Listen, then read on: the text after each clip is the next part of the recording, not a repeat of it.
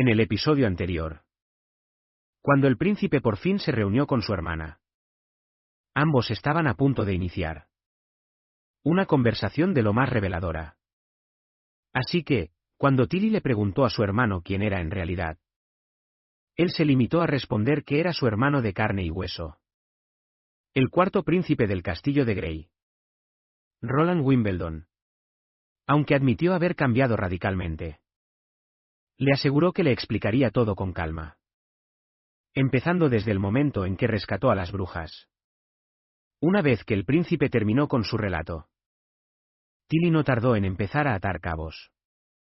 En su mente, dedujo que la bruja, de nombre Anna, debió de provocar algo en Roland, abriéndole los ojos ante el perverso engaño de la Iglesia. Estaba convencida de que, desde los intentos de asesinato de García en su contra, él por fin comprendió el poder que ostentaban las familias reales, y tomó la decisión de cambiar para bien, si es que de verdad quería hacerse con el trono. Mientras le daba vueltas a estas ideas, apuró su taza de té y Roland le sirvió un poco más. Tilly reflexionó que, si bien la historia sonaba algo dramática, no dejaba de ser una explicación válida. Sin embargo, aún le costaba asimilar la procedencia de todos esos conocimientos tan extraños que ahora poseía, como sus inventos, la máquina de vapor y los rifles. Finalmente, le preguntó sin rodeos si la causa de toda esa ciencia ajena a su mundo era que, de repente, había adquirido un cúmulo de nuevos recuerdos. El príncipe lo confirmó sin la menor duda, afirmando que, tras esquivar el atentado de García para acabar con su vida, esos recuerdos simplemente aparecieron en cuanto despertó. Si su encuentro con Anna fue el comienzo de todo, entonces aquellas memorias fueron el catalizador que impulsó su deseo de cambiar. Tilly volvió a meditarlo una vez más, y recordó que Sylvie le había confirmado que no existían brujas capaces de suplantar o controlar a otras personas. Y eso significaba que Roland Wimbledon era, en efecto, el príncipe que conocían. Además, a él no le afectaba la piedra del castigo divino, y siempre está rodeado de caballeros para su protección. Por lo que las posibilidades de que una bruja lo esté controlando son prácticamente nulas. La biblioteca real y los eruditos jamás mencionaron nada sobre el vapor o la pólvora de nieve, así que ella está convencida de que su extraño conocimiento parece estar íntimamente ligado a sus insólitas experiencias. Entonces, decide interrogarlo una vez más, exigiéndole una prueba de que realmente es Roland Wimbledon, y que todo ese saber proviene simplemente de memorias que han despertado. El príncipe guarda silencio por un instante, para luego explicar que aún lo recuerda todo, y que son sus propios recuerdos los que moldean su conciencia. Si una bruja se estuviera haciendo pasar por otra persona, no poseería los recuerdos de ese individuo. Y aunque él ahora tiene estos nuevos recuerdos, no tiene ni la más remota idea de dónde salieron. Añade que todavía recuerda perfectamente cómo lloró ella cuando la empujó sobre unos cristales rotos. Y declara que esa es su prueba. También tiene presente que nunca se disculpó por ello. Y confía en que no sea demasiado tarde para hacerlo. Tilly se queda sin palabras, encontrando toda la situación increíble. El príncipe le revela entonces que en este mundo todo resulta sorprendente la primera vez que lo ves, o lo experimentas por ti mismo. Le hace ver que él nunca se imaginó que su propia hermana sería capaz de ocultar su despertar como bruja a todos en el castillo.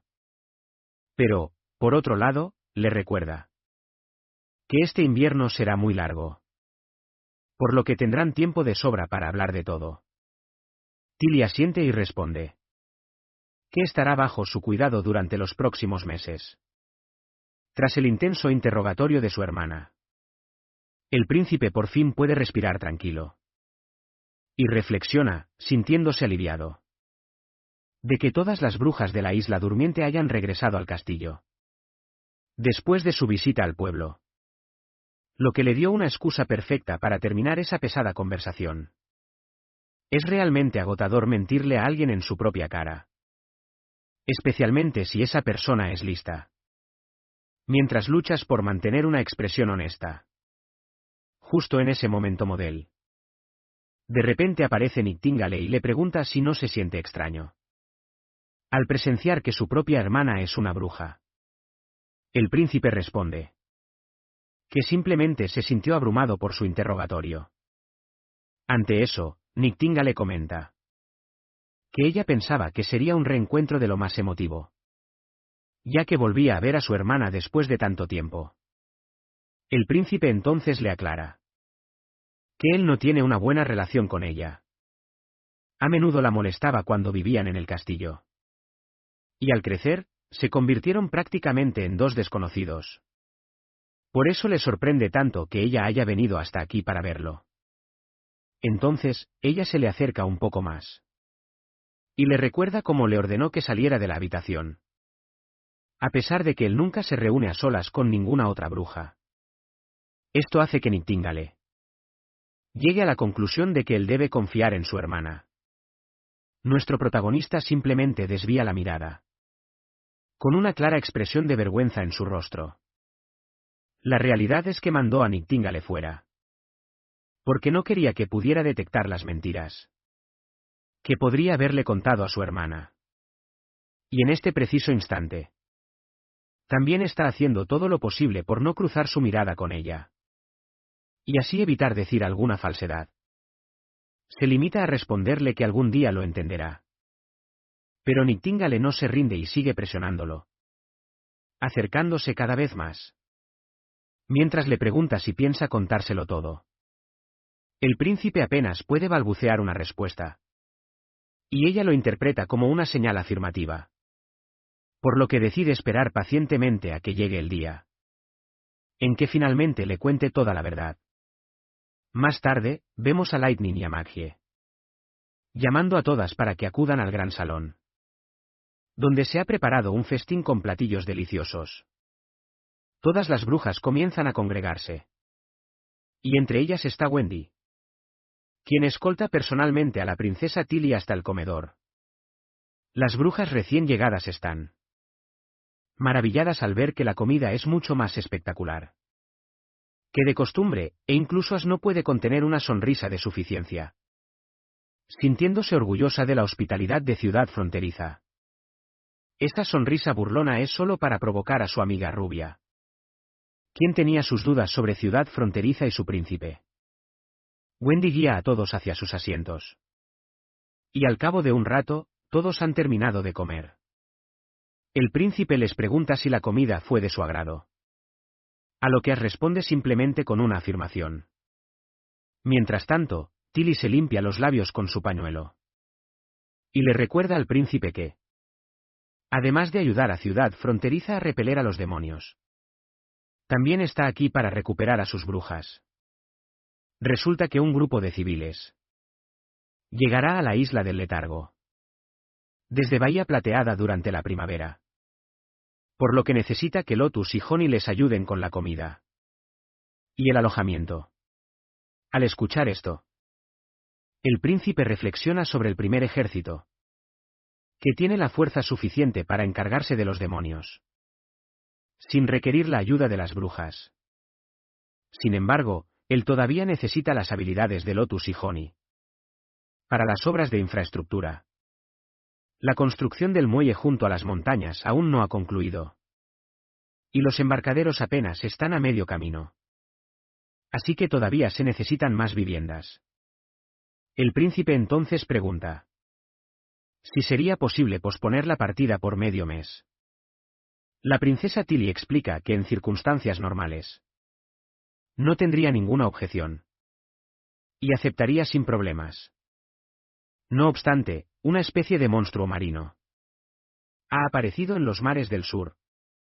Y ella sospecha que este suceso está relacionado con el adelanto de los meses de los demonios.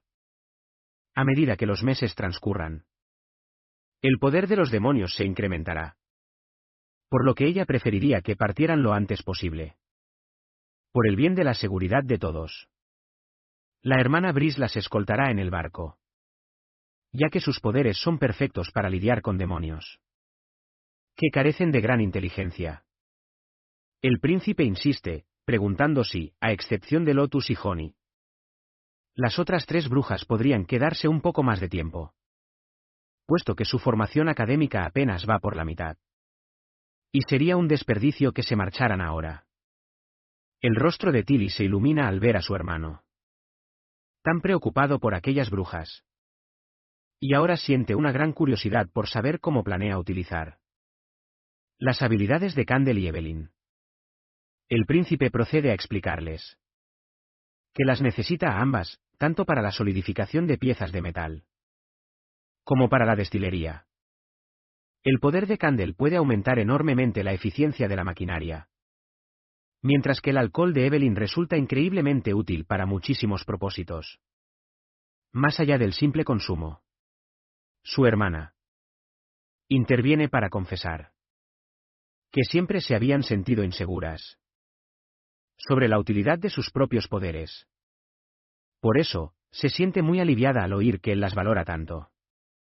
Ella le agradece. Pues el príncipe reconoce que sus habilidades son fundamentales. Y es que ella siempre ha creído firmemente que ninguna habilidad es inútil. Luego, se vuelve hacia las demás brujas. Y les pregunta qué es lo que ellas piensan. Les consulta si desean marcharse. La más pequeña responde que a ella le da igual un lugar que otro. Mientras que Evelyn afirma que si la señorita Tilly la necesita de vuelta en la isla durmiente, ella regresará con mucho gusto. Sin embargo, tampoco le importaría para nada quedarse en pueblo fronterizo, ya que todavía tiene mucho que aprender de la señorita Scroll. La princesa Tilly las tranquiliza al instante, diciéndoles que no tienen por qué estar tan nerviosas. Y que son libres de elegir lo que prefieran. Sin sentirse presionadas de ninguna manera. Les aclara que su única intención es saber cómo han sido sus experiencias mientras vivían en el pueblo. Tienen total libertad para volver a la isla durmiente.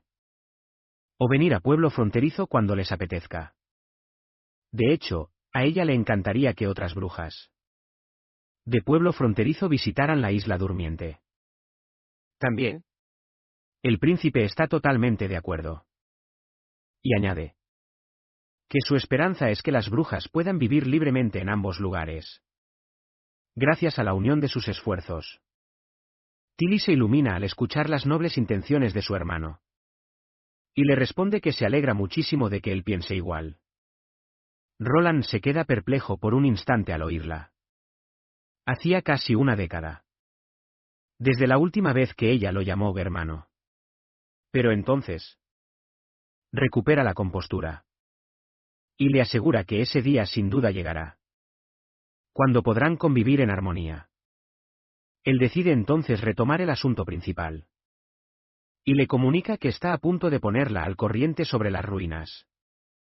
Y los demonios relacionados con las montañas nevadas. Así como de las torres de piedra que había mencionado.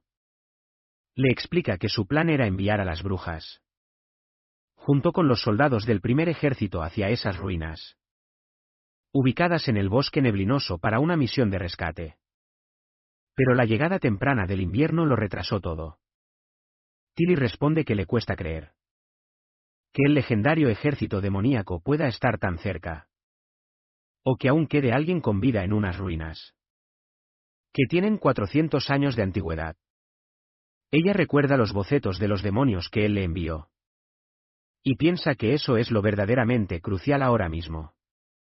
El príncipe le hace notar que, basándose en el entorno y en las reacciones de los demonios, su territorio lleva establecido allí desde hace muchísimos años.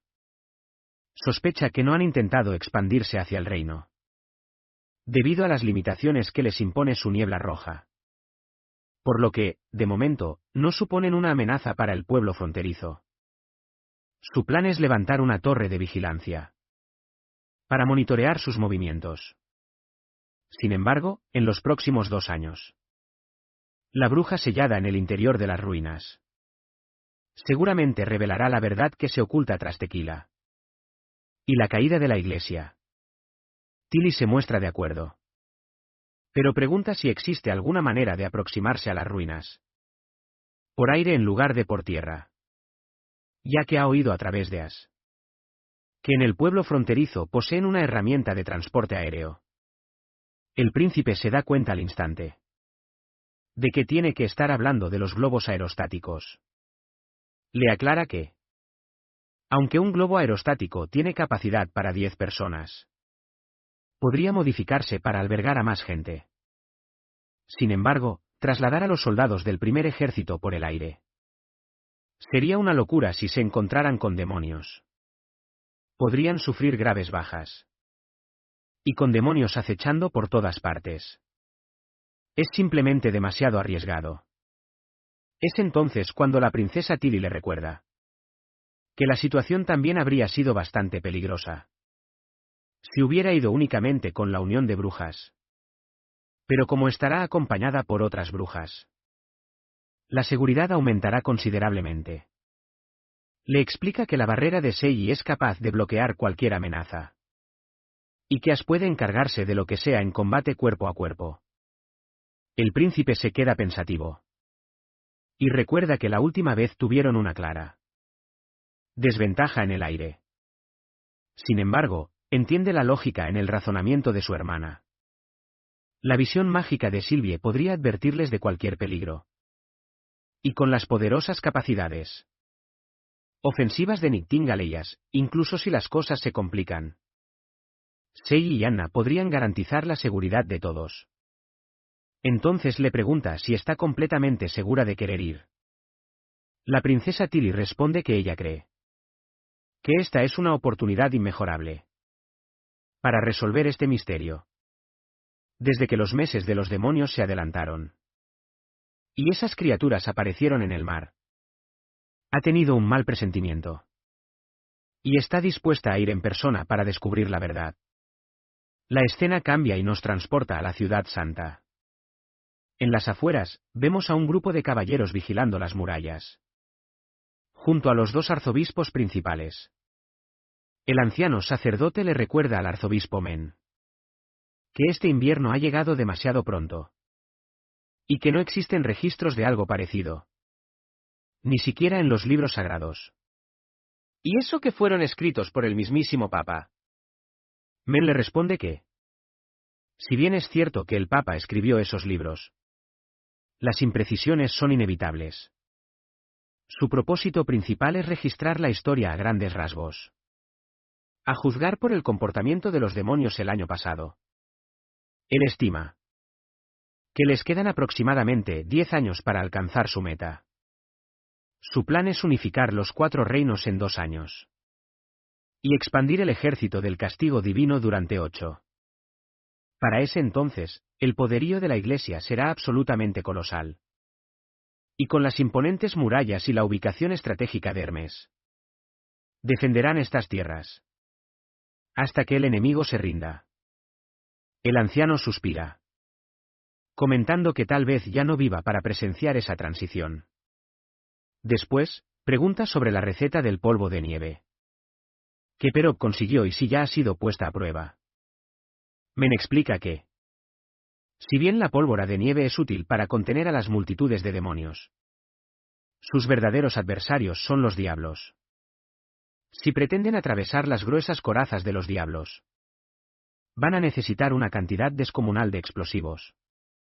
Y nadie, a excepción del ejército del castigo divino, tiene la capacidad de desplegar tal cantidad de pólvora de nieve. El anciano se lamenta, admitiendo que no existe un atajo para derrotarlos. Su única opción es una confrontación directa.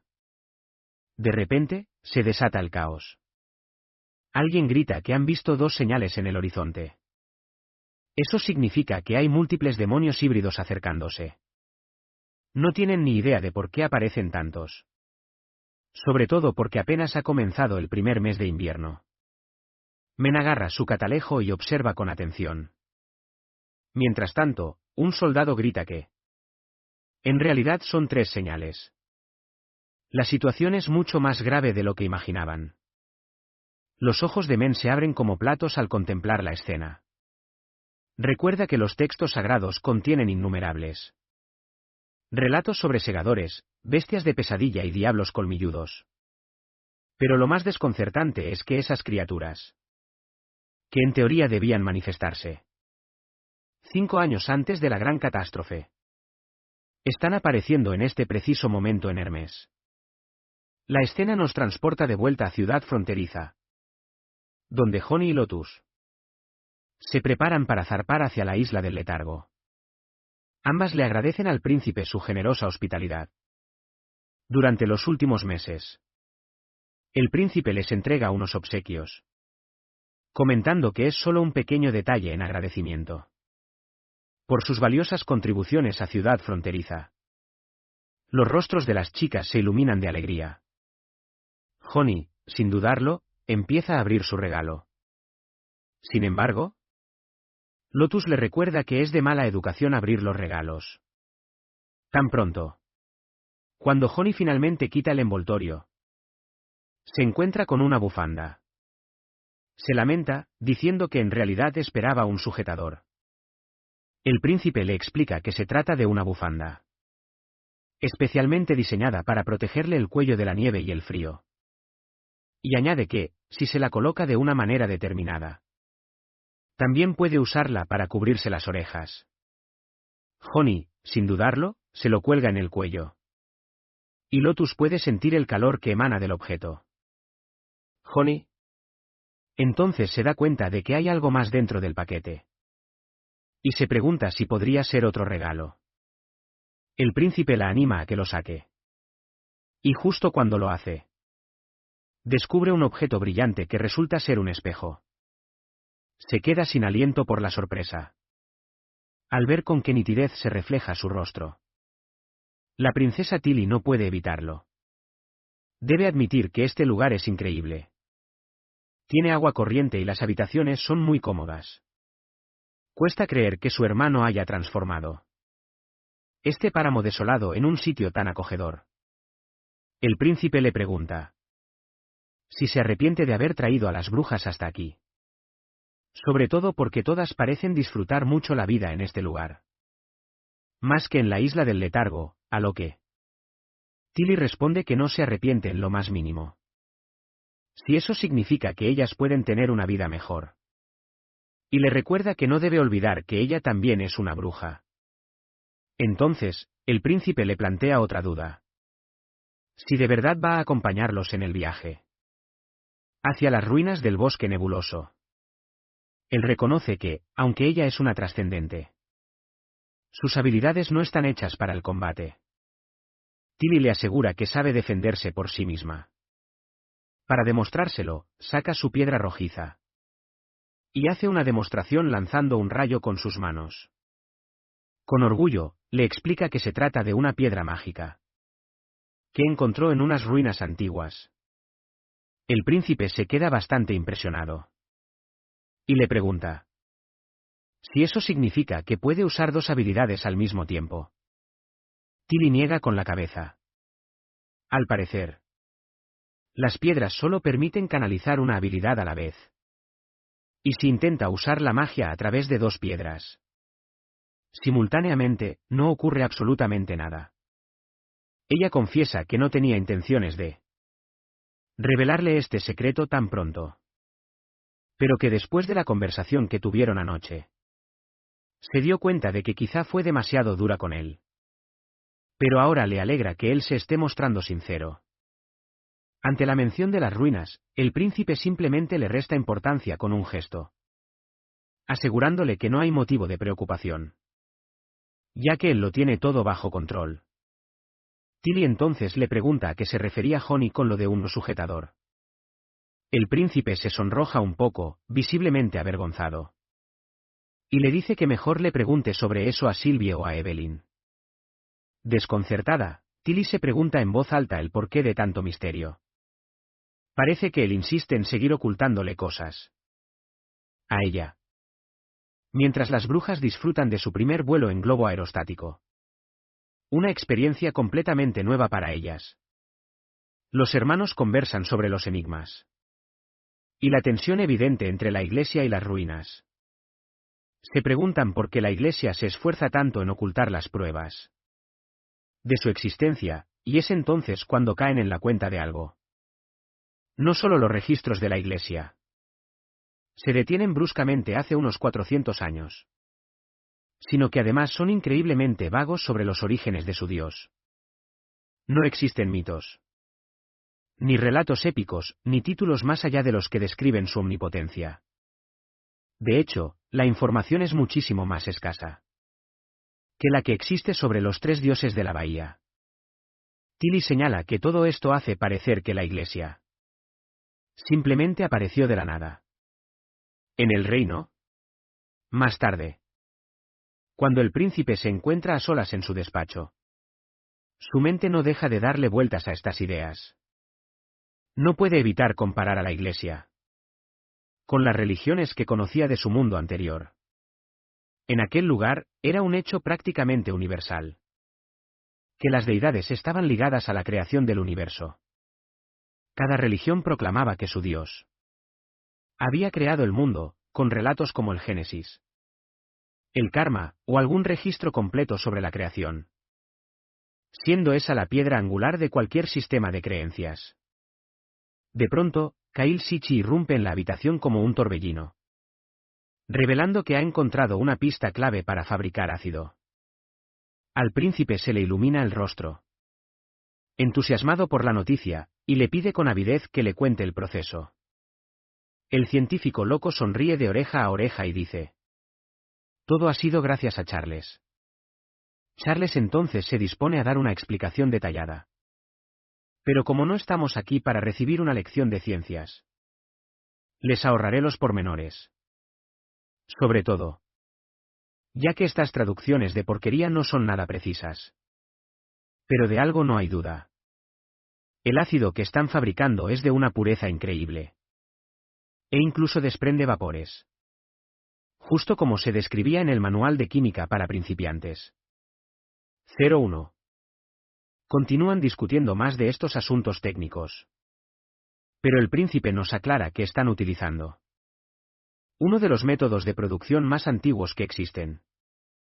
El gran problema en aquel entonces era que el ácido sulfúrico no se podía almacenar de forma segura, puesto que no existían recipientes que fueran capaces de resistir su poder corrosivo.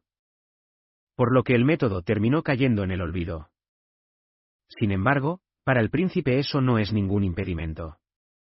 En la ciudad fronteriza, ya están produciendo ácido sulfúrico a pequeña escala, usando ácido nítrico, y en cuanto al tema de la corrosión, la pintura de Saraya puede solucionarlo sin el menor problema. El príncipe los felicita por su magnífico trabajo, admitiendo que le parece increíble que hayan dado con este método por pura casualidad. Kyle Sichi sonríe con orgullo y presume de que siempre ha tenido una suerte increíble, incluso desde sus días en Aguas Rojas. Menciona cómo fue capaz de lograr esta hazaña con apenas 20 años. Para envidia de los más veteranos, que ya rondaban los 30 y 40 años. El príncipe asiente y declara que asignará a algunas brujas para que ayuden a montar el equipo. También revela que quiere llevar la producción a otra escala, ahora que poseen una fuente fiable de ácido nítrico. El siguiente encargo consiste en producir algo sumamente peligroso: la nitroglicerina. Les explica que este experimento será de alto riesgo, ya que es capaz de provocar una explosión con la más mínima alteración en la temperatura. Pero le asegura a Sichi que enviará a Anna para que se haga cargo de la situación. El rostro de Sichi muestra una mezcla de intriga y fascinación. Es evidente la emoción que siente por el nuevo experimento que tienen entre manos. El príncipe no puede evitar esbozar una sonrisa al pensar en el enorme potencial que esto representa. 9 de cada 10 químicos tienen un talento natural para las explosiones. Por eso, está convencido de que un par de estallidos no deberían suponer ningún problema para un tipo como Kyle. Sabe bien que, al combinar la nitroglicerina con nitrocelulosa o nitroalmidón, su poder explosivo se dispara. La primera es una pólvora que no deja humo, mientras que el segundo es un explosivo poco común y de una potencia descomunal. La fórmula para crear algo legendario ya está en su poder. Tiempo después, la escena cambia y vemos a un grupo de brujas patrullando tranquilamente por los alrededores del pueblo.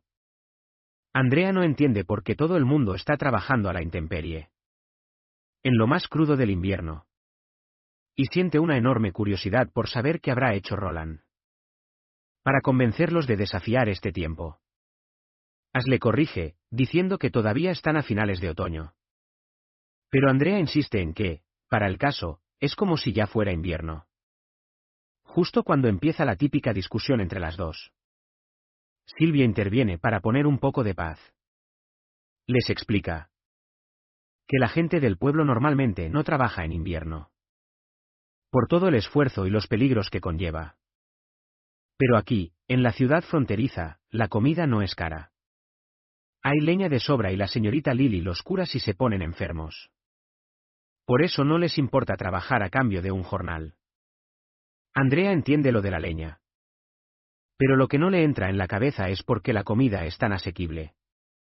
Y comenta que su familia, que se dedica al negocio de los alimentos, siempre ha visto cómo los precios se disparaban en épocas de escasez. Silvia le explica que aquí en la ciudad fronteriza, el precio de la comida es fijo, no cambia. Y es que el príncipe se encarga de que el precio al que se compra sea superior al precio al que se vende. As interviene, diciendo que eso suena a que les obligan a poner esos precios. Y no entiende por qué el resto no puede vender más caro. Entonces interviene Tilly, explicando que procesar y almacenar el grano aumenta el coste del producto. Y por eso es inevitable que los precios suban. Silvia le da la razón. Y añade que el príncipe usa el dinero extra para pagar a los trabajadores. Y así aumentar la producción. Pero As no se da por vencida. E insiste en que el mercado debería ser libre. A lo que Silvia responde que ella no lo tiene tan claro. Pero confía en que él no fijará precios desorbitados. Y que así nadie pasará hambre. Si los precios se mantienen estables, beneficiará a todo el pueblo. Además, no es como si los campesinos pudieran escapar de las injusticias. En un mercado libre, están obligados a entregar la mayor parte de su cosecha. Y si el pago por su parte es demasiado bajo, podrían meterse en serios problemas. Un precio fijo resulta mucho más justo. Y a mayor producción, mayores ingresos para todos. Silvia les recuerda que los campesinos no tienen por qué serlo para siempre. El príncipe les hizo una promesa. En cuanto su producción alcance cierto nivel, podrán ascender y convertirse en ciudadanos. Les explica que los ciudadanos solo deben entregar un 20% de su cosecha. Y con los precios ya establecidos, obtendrán unas ganancias considerables. Ahora Tilly comprende por qué el pueblo rebosa de vitalidad. Le fascina cómo la legislación y el sistema de recompensas fueron diseñados para motivarlos. De repente, una alarma ensordecedora resuena y el pánico se apodera de los ciudadanos. Es la alerta de demonios. Y algunos deciden correr hacia la muralla para ayudar a los soldados. El espíritu de lucha de Andrea se enciende al oír esto. Después de todo, vinieron aquí para demostrar cómo luchan de verdad las brujas. Al llegar a la muralla, nos encontramos con Carter, quien arquea una ceja con fastidio al ver que estos demonios parecen no agotarse nunca. Cada año provocan el mismo alboroto. E incluso si lograran atravesar las defensas del pueblo, en realidad no sacarían nada bueno de ello.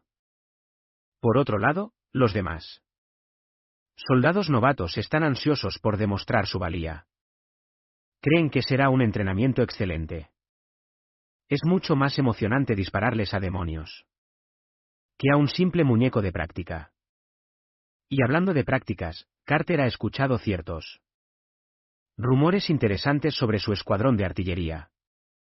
Otros escuadrones han comentado que los soldados, con una puntería constante, van a ser reclutados para un equipo de precisión, destinado a una nueva misión. Al oír hablar de un equipo de precisión, los soldados estallan en gritos. Y piensan que probablemente se inventaron esa historia. Simplemente porque estaban aburridos. Pero Hacha de Hierro revela que el príncipe tiene planes de desarrollar un nuevo cañón para los barcos, que les permitirá atacar otras naves a distancia. Solo los mejores tiradores estarán al mando de estos cañones. Y si alguien está interesado en unirse, puede presentar su solicitud a través de él. Alex, uno de los líderes de este escuadrón, se anima con la noticia y piensa para sus adentros que esta es claramente una oportunidad para ascender en el ejército, según Hacha de Hierro. Los buques de guerra podrían recibir el nombre de los soldados que logren hazañas significativas. Y si alguna vez un barco llevara su nombre, su vida habría valido la pena. También tiene la esperanza de que estos nuevos chicos tengan la oportunidad de ganar algo de honor.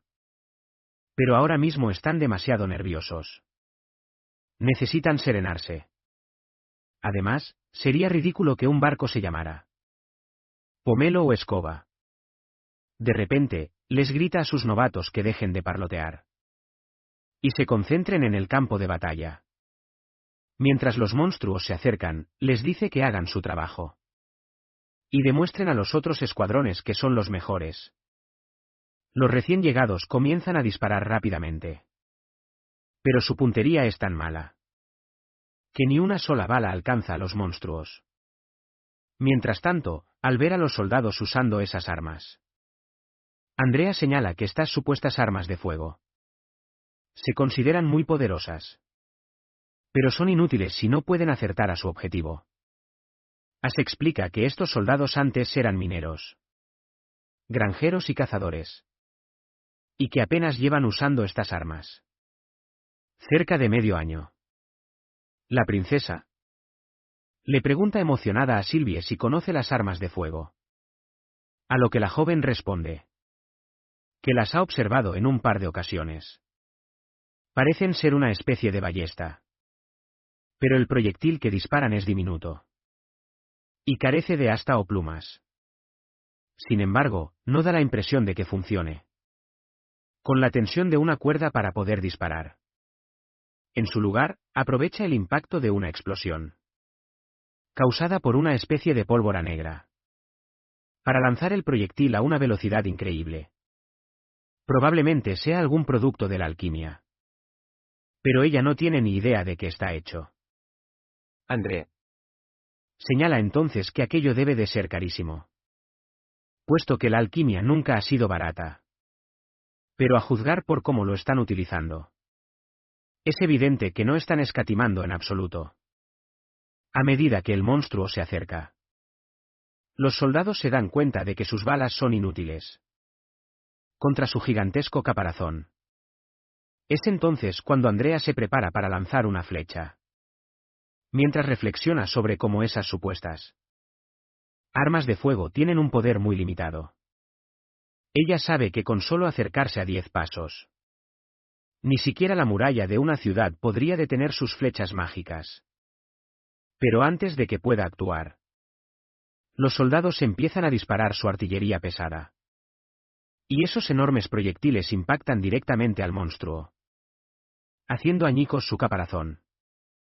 La visión de semejante potencia de fuego deja a Ash y a Andrea completamente estupefactas.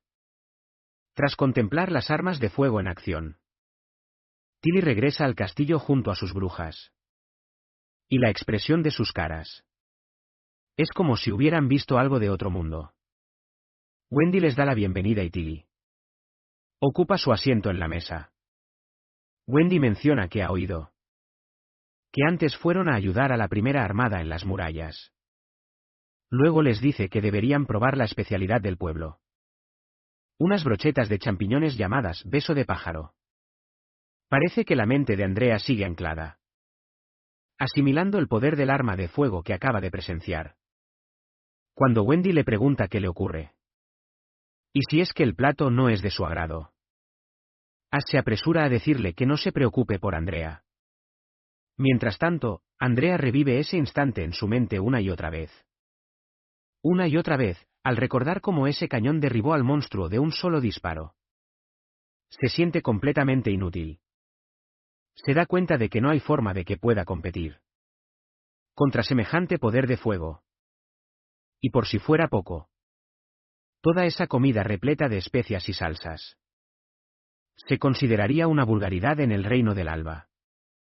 Allí, los condimentos se usan para enmascarar ingredientes de mala calidad, y cuantas más especias, peor es el sabor, pero por alguna razón, este plato le parece aterradoramente delicioso.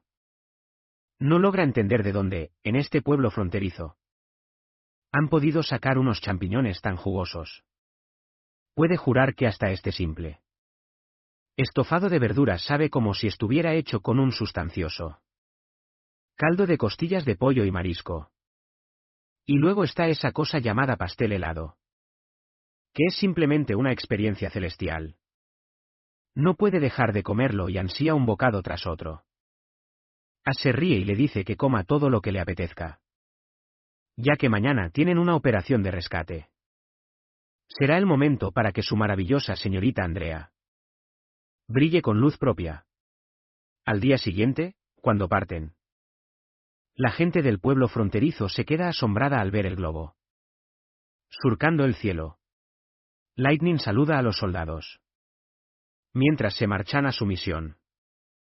Y la princesa Tilly no puede evitar notar lo popular que es Lightning entre los soldados.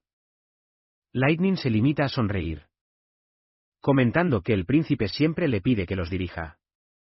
Tilly, por su parte, piensa para sus adentros que no cabe duda. Lightning es su hija. Su habilidad para volar es perfecta para ella. Y solo el cielo puede satisfacer su corazón inquieto. Tilly lo sabe bien. Thunder desearía que Lightning viviera una vida sencilla. Pero su hija está destinada a ser una exploradora. Tal vez incluso a superar al mismísimo Thunder. Todo lo que Tilly quiere es protegerla. Una de las brujas de la isla durmiente. Sei, señala, que es la primera vez que ve la región occidental cubierta por un manto de nieve. Wendy le pregunta si es de por aquí. Y Xavi responde con entusiasmo, contando que antes vivía en los acantilados del Dragón, al sur. Una zona donde casi nunca nieva. Dice que en cuanto se enteró de que la señorita Tilly estaba reclutando brujas en la isla durmiente, se coló en un barco rumbo a Clearwater para unirse al grupo. Entonces, Wendy se lamenta de cómo el príncipe siempre anda quejándose de que a la ciudad fronteriza nunca llegan brujas, a pesar de que la promocionan abiertamente como un refugio seguro. Pero parece que Tilly ya se le ha adelantado. A Xavi le parece increíble que ellas también hayan estado reuniendo brujas. Ash lo confirma. El príncipe de verdad está reclutando brujas. Y recuerda que uno de sus agentes, un tal Theo, fue quien se le acercó. Y él la identificó enseguida como una de ellas. Suelta una risita al recordar que él no era nada del otro mundo. Pero vaya que era un tipo espléndido. Y no hay duda de que comió de maravilla durante su viaje a la ciudad fronteriza. Gracias a él. En ese momento, Andrea le lanza una puya a Ash, diciendo que si no fuera porque la señorita Tilly la reclutó, Ash ya se habría marchado a la ciudad fronteriza hace muchísimo tiempo. A nuestra chica ruda esto le sienta fatal.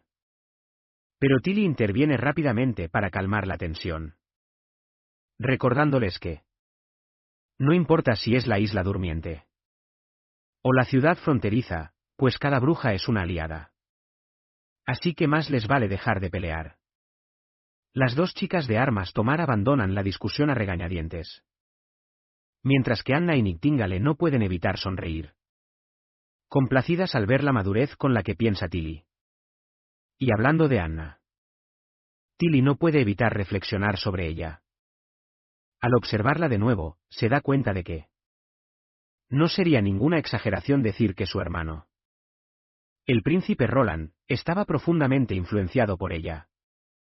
Con solo mirar a Anna, Tilly percibe que su aura es tranquila y contenida, como una vasta pradera, y transmite una sensación de amabilidad y confianza increíbles.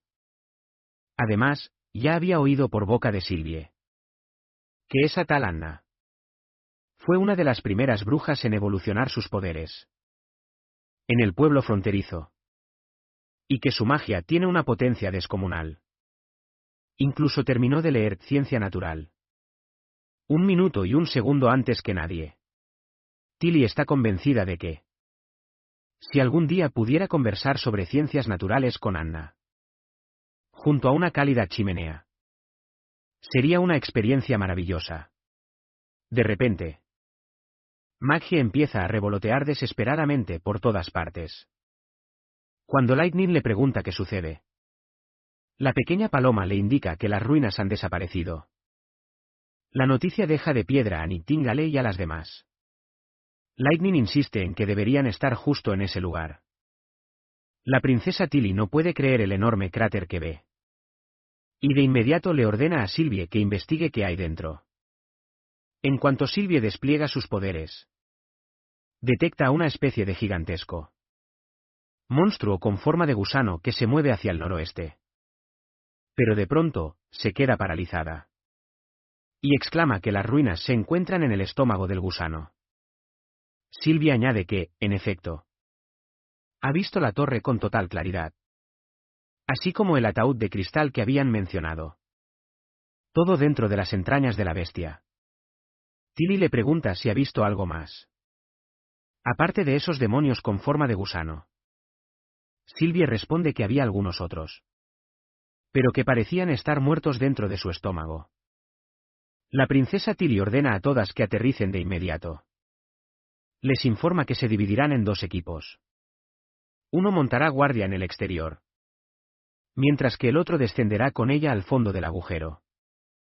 Les deja muy claro el plan: van a aniquilar a ese monstruo gusano gigante y a recuperar el cristal. Una vez en tierra, Andrea y Nightingale permanecen en la superficie, mientras Tilly, así todas las demás brujas, incluida Anna, comienzan a descender por el cráter. Mientras bajan, Tilly reflexiona sobre la situación y nos revela sus pensamientos.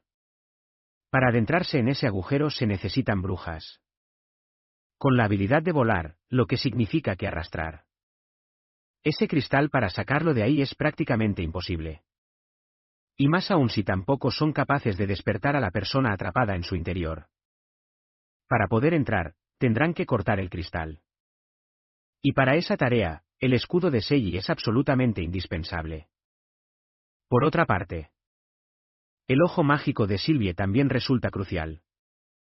Sin su ayuda, les sería muy difícil encontrar las ruinas dentro del estómago del gusano. Las habilidades de curación y corte de Anna son igualmente vitales, por suerte. Como tanto Sylvie como Anna son bastante ligeras, Maggie puede transportarlas sin problemas. Por último, la propia Tilly se encargará de llevar a Ash, quien está preparada para cualquier tipo de combate que se presente. Cada una de las brujas presentes es una pieza clave, por lo que perder a una sola de ellas complicaría enormemente la misión. Las 2 que se quedan atrás, Nightingale y Andrea, se encargarán de proteger la entrada ante cualquier posible ataque de demonios proveniente del bosque brumoso, con ellas 2 haciendo guardia. La retaguardia está completamente asegurada. Además, descubrimos que Tilly cuenta con un sólido plan de respaldo, por si tuvieran que organizar una retirada de emergencia y abandonar la misión de rescate. A pesar de todo, algo la tiene intranquila. Aún no logra comprender por qué el gusano se centró únicamente en estas ruinas, dejando todo lo demás completamente intacto. También resulta extraño que esté cavando un túnel hacia el noroeste, justo en la dirección donde se encuentra el nido de los demonios.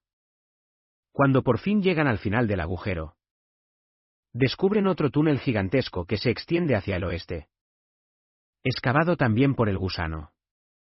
Tilly ordena a todas que enciendan sus antorchas, y el grupo obedece sus indicaciones al instante. Justo entonces, Sylvie añade que puede sentir la presencia del monstruo más adelante. Así que el grupo se adentra en el pasadizo, que está cubierto de saliva.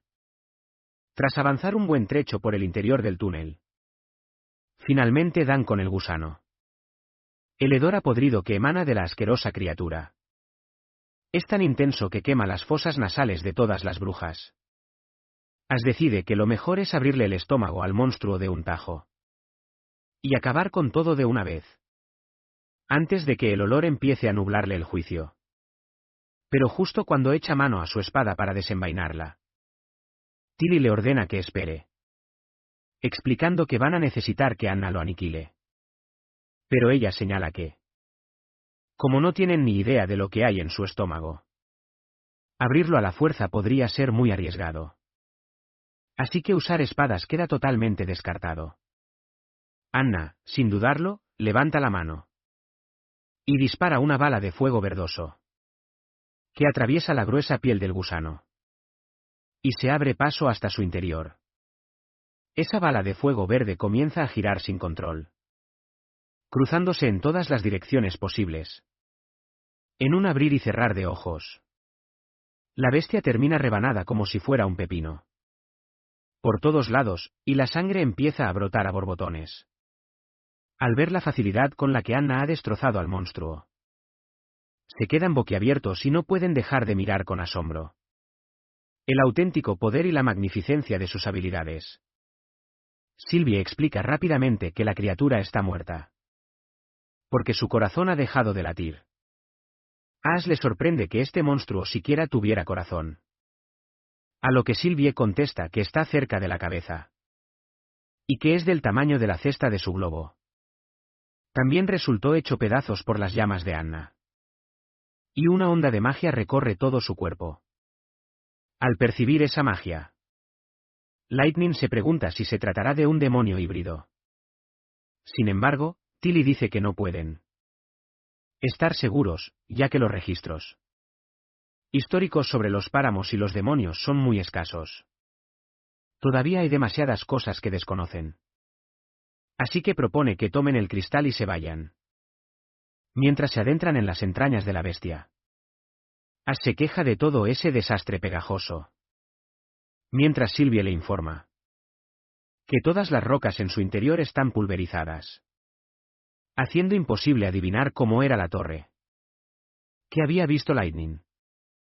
Entonces comenta que había un montón de piedras mágicas relucientes, y les muestra una de ellas, que se asemeja al cristal que andan buscando.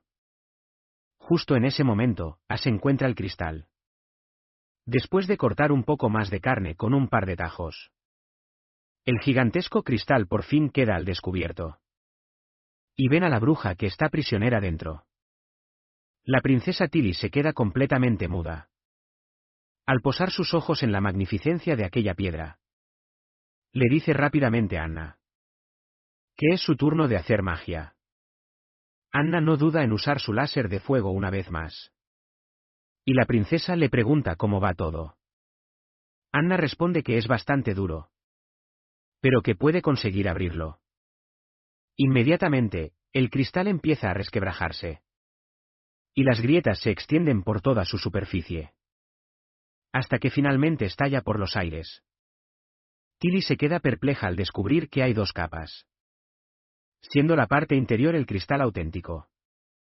Lightning intenta tocarlo, y confirma que está completamente helado. Anna, entonces, lo da todo de sí, y finalmente logra derretir también la segunda capa, revelando a la bruja que se encontraba atrapada dentro. Ash la coge rápidamente, en brazos, mientras Tilly pregunta si sigue con vida. La dama bruta le confirma que sí. Pero su pulso es muy débil, aunque su corazón todavía late. Apenas se aferra a la vida.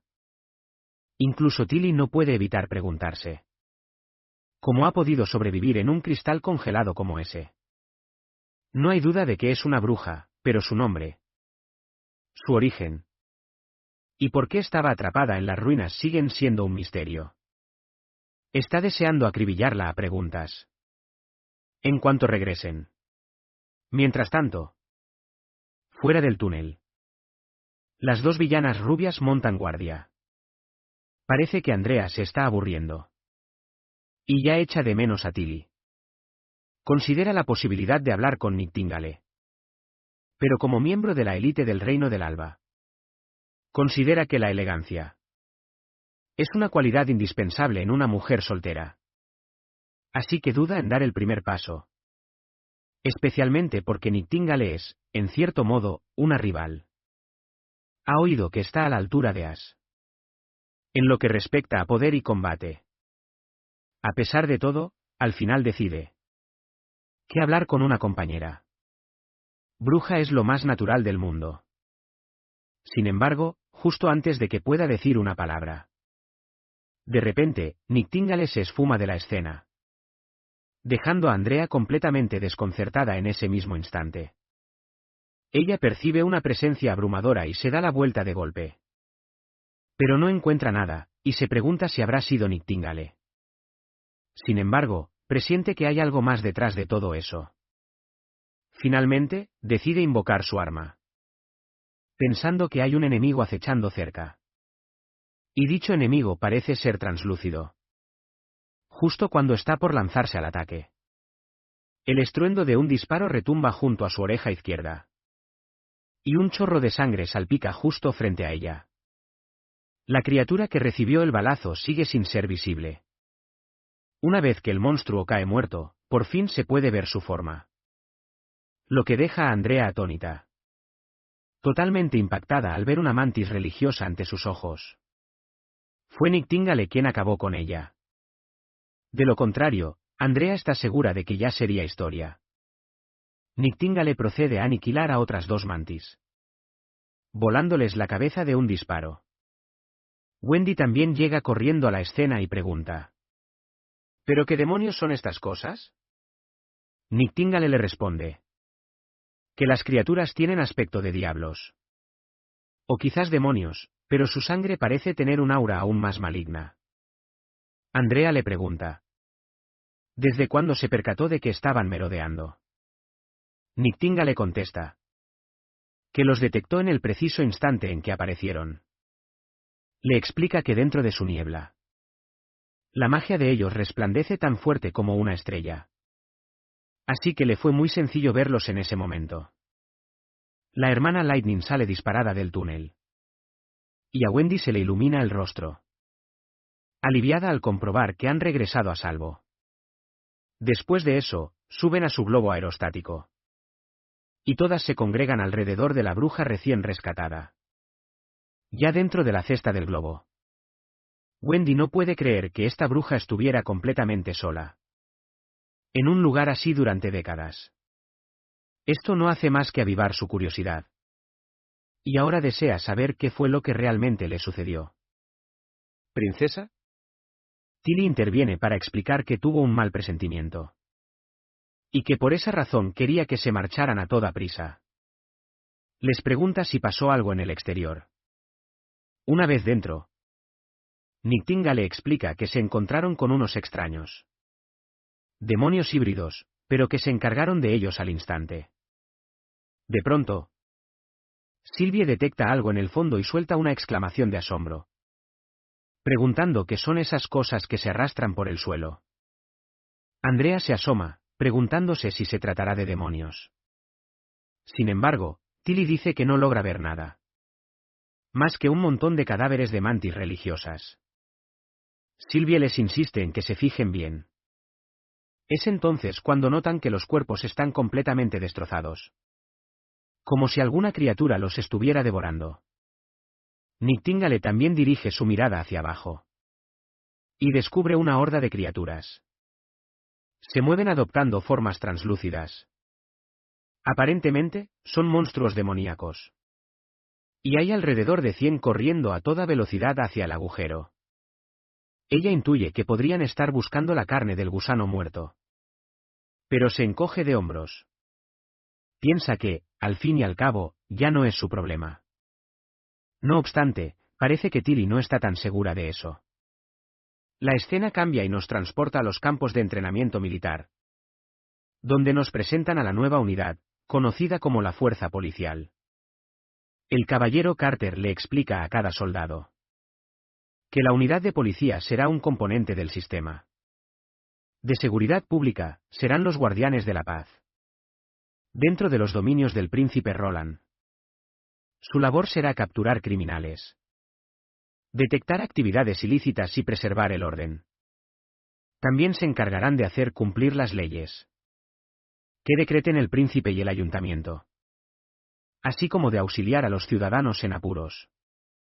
Él supone que, tras una semana de adiestramiento, cada uno tendrá una idea bastante clara de cuáles son sus responsabilidades. Con ese asunto zanjado, se dispone a llevarlos a su primera misión, ordenándoles a todos que lo sigan. El pelotón empieza a marchar tras Carter sin demora. Y entre los soldados, vemos un rostro que nos suena. El de alguien que apenas puede creerse que lograra superar la prueba del príncipe Roland y se convirtiera en oficial de policía, con solo una semana de entrenamiento. Por si acaso no se acuerdan de este tipo. Él mismo fue un refugiado. Y fue quien desenmascaró a un funcionario del ayuntamiento por vender la comida gratuita. La revendía en el mercado negro a otros refugiados.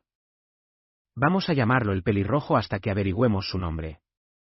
La parte escrita de esta prueba había sido el mayor desafío para él. Le presentaron un escenario en el que tenía que reaccionar con ingenio para librarse de una situación complicada. ¿Pero lo bordó? Ahora está contento de tener por fin un ingreso estable.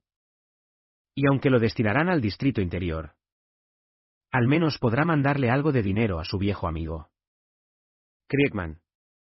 En cuanto llegan a los muelles, ven un barco que acaba de atracar, abarrotado de refugiados del sur y del norte. El caballero Carter les comunica que el príncipe ha invitado a esta gente a la ciudad fronteriza para mantenerlos a salvo durante este crudo invierno. Así que la primera misión de la unidad policial es poner en fila a los refugiados para que pasen por cada puesto de control de virus y de registro. Y como a la unidad de policía todavía le falta personal, el primer ejército también estará allí para darles apoyo. Más adelante, la policía se encargará de esto sin ayuda. Entonces vemos al príncipe Roland llegar a los muelles acompañado de Theo y del cazador hacha de hierro. Los refugiados se quedan maravillados al ver que el príncipe ha venido en persona a verlos. Al fin y al cabo, no muchos nobles se tomarían la molestia de abandonar sus cálidos hogares y sus cómodas camas en pleno invierno. Entre la multitud, distinguimos a un refugiado de aspecto sospechoso, que está esperando en la fila de registro. Y no le quita ojo de encima al príncipe con recelo. Cuando por fin le toca, miente diciendo que se llama Fursona. Y asegura ser un granjero analfabeto del norte. El encargado de la mesa le da el visto bueno para que continúe. Pero es justo en ese momento que el pelirrojo interviene y empieza a acribillar a preguntas a ese supuesto granjero. ¿Sobre en qué mes? Se supone que el trigo se siembra durante el invierno. El encargado le dice a su compañero que deje al tipo en paz, recordándole que su único trabajo es clasificar a la gente y que no disponen de tiempo para andar haciendo averiguaciones exhaustivas. Pero el pelirrojo no piensa dejar que este hombre se vaya de rositas. Y sigue desenmascarándolo, señalando que, aunque este individuo jura ser un norteño, Su acento tiene un deje que suena más bien a la región central. Así que le pregunta a este presunto granjero de qué pueblo del norte proviene. Ya que el pelirrojo conoce esa región como la palma de su mano. También apunta que la forma de vestir del tipo no cuadra. En lo más mínimo. Porque la gente del norte llevaría por lo menos guantes. Puesto que las temperaturas por allá a menudo bajan de cero justo en esta época. En ese instante, el tipo sospechoso saca una píldora de la iglesia roja de su bolsa. Y tan pronto como se la mete en la boca, su camisa se desgarra mientras sus músculos se hinchan brutalmente. El pelirrojo se queda totalmente desprevenido. Y este demente lo zarandea como si fuera un saco de basura. Para luego arrojarlo contra el suelo. Con fuerza suficiente para hacerlo escupir sangre. El maníaco bajo el efecto de la píldora se abalanza entonces directamente hacia el príncipe. Mientras el pobre pelirrojo lucha por ponerse en pie. En ese momento vemos que hay otros dos asesinos. Que también se lanzan a la vez contra el príncipe. Pero antes de que puedan siquiera tocarlo. Una bala le atraviesa el cráneo al hombre dopado. Y gracias a los fieles aliados del príncipe. Los tres asesinos son neutralizados en un instante. El pánico se desata entre los refugiados. Que se dispersan en todas las direcciones. Pero el príncipe se mantiene firme. Gritando con determinación para que todos se calmen. Se declara a sí mismo como el líder del oeste. Asegurándoles que no hay motivo para sentir pánico. Les comunica que la ciudad fronteriza les está ofreciendo un refugio contra la tormenta. Además de alimentos que saciarán su hambre. Y un sinfín de oportunidades de trabajo. Promete hogares firmes sin una sola grieta. Y camas calentadas por hornos. Tan acogedoras como prados bañados por el sol. Les asegura que, con solo cerrar las ventanas, no sentirán el frío ni siquiera con ropas ligeras. Describe una imagen muy clara de sus comidas. Un potaje espeso con trocitos de carne seca. Donde cada grano de cereal se distingue en la cuchara. Y con un solo tazón bastará para saciar el hambre de cualquiera. Todos se sienten profundamente conmovidos por su inspirador discurso. No pueden evitarlo. Y pensar que esperaban que el príncipe hablara sobre ciudadanía y trámites legales. Pero en vez de eso, les está describiendo los beneficios que obtendrán. Entonces, el príncipe añade que anhela el día en que ningún ciudadano tenga que volver a preocuparse por el vestido, la comida o el techo. Sin embargo, sus enemigos desean justamente lo contrario. Y es evidente que esos monstruos fueron enviados por ellos. Revela que sus adversarios los quieren a todos muertos, incluyéndolo a él, y promete reforzar la seguridad. Y asegurarse de que ningún enemigo se oculte entre los refugiados. Por el bien de todos, y al terminar de hablar, la multitud rompe en aclamaciones. Y alaban al príncipe por cada una de sus palabras. Y por el interés que está demostrando. El pelirrojo consigue ponerse de nuevo en pie. Y no puede evitar señalar cómo el príncipe sofocó por completo cualquier rastro de pánico con apenas unas cuantas frases. En ese momento, Carter se le acerca, felicitándolo por su aguda vista. Ya que fue él quien vio primero al tipo sospechoso. Más tarde, el pelirrojo es convocado al despacho del príncipe. Donde el príncipe se dirige a él como el señor Wade. Por fin, ahora que sabemos cómo se llama.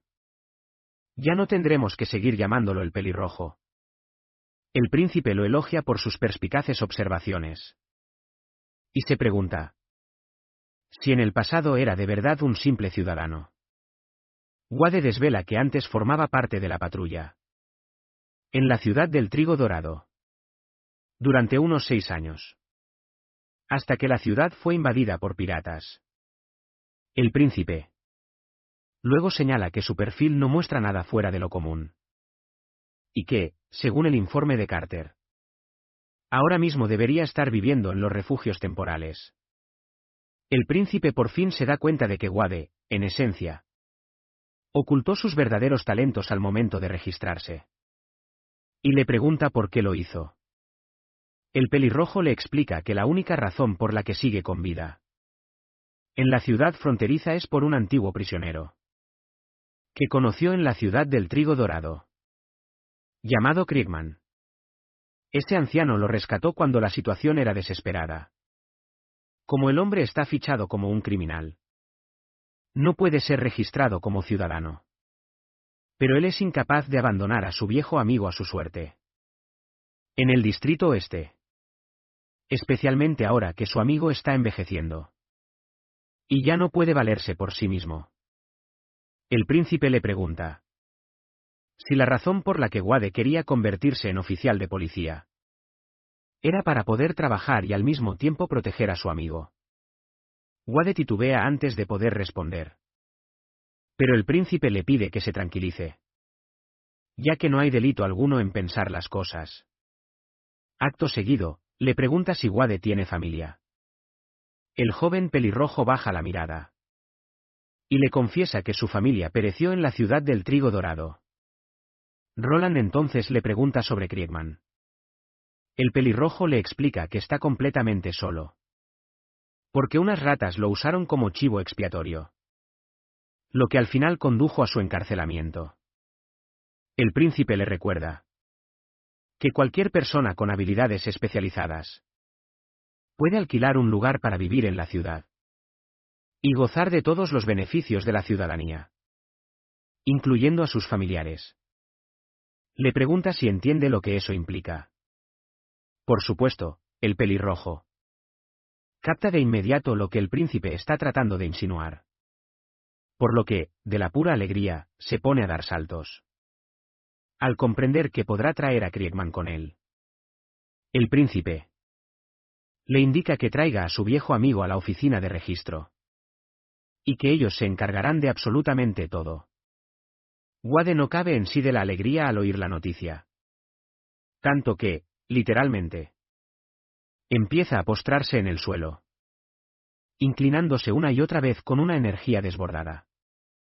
Acto seguido, el príncipe se pone serio y le advierte que no permita que la euforia le nuble el juicio.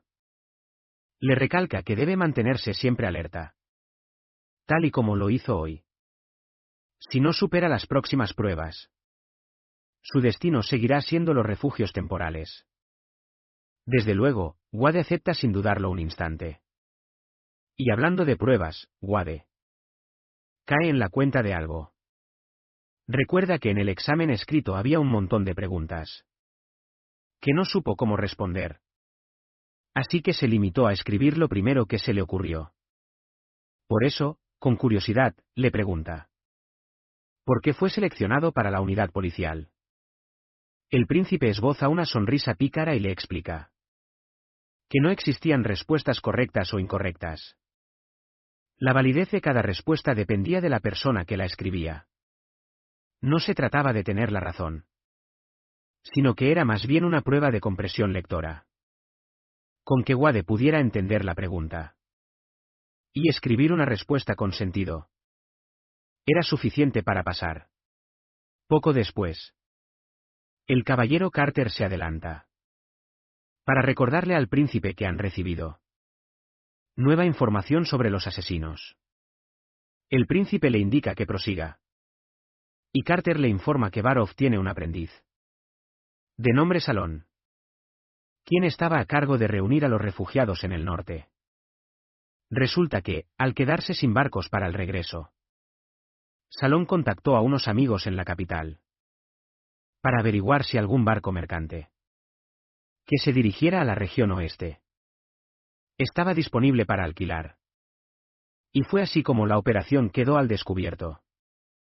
Los refugiados se alojaron en la ciudad de Plata, que está a solo medio día de viaje de la capital, lo cual le facilitó enormemente a Timothy organizar su plan. Carter añade que, aunque es poco probable que Timothy envíe ejércitos directamente desde la capital, pero eso no quita que esté buscando la manera de vengarse. El príncipe entonces se pone a meditar sobre lo sucedido Y respira con cierto alivio al pensar que los asesinos solo llevaban píldoras y no explosivos. Si esos tipos hubieran detonado en medio de la multitud, todos sus nuevos trabajadores, que habían reclutado durante los últimos 2 meses, habrían muerto sin excepción. Él mismo recalca que, dado que el error de Salón se debió a su falta de experiencia, el castigo que le impondrán será leve, consistiendo en la reducción de su salario por 2 meses. Es la única forma de que tome conciencia de la gravedad de su equivocación.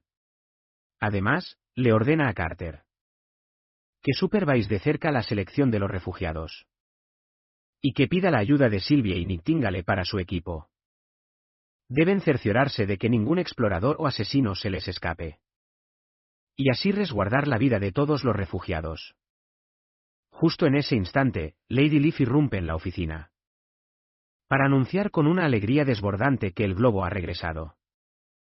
Por fin, ha llegado el momento que todos estaban esperando con ansias.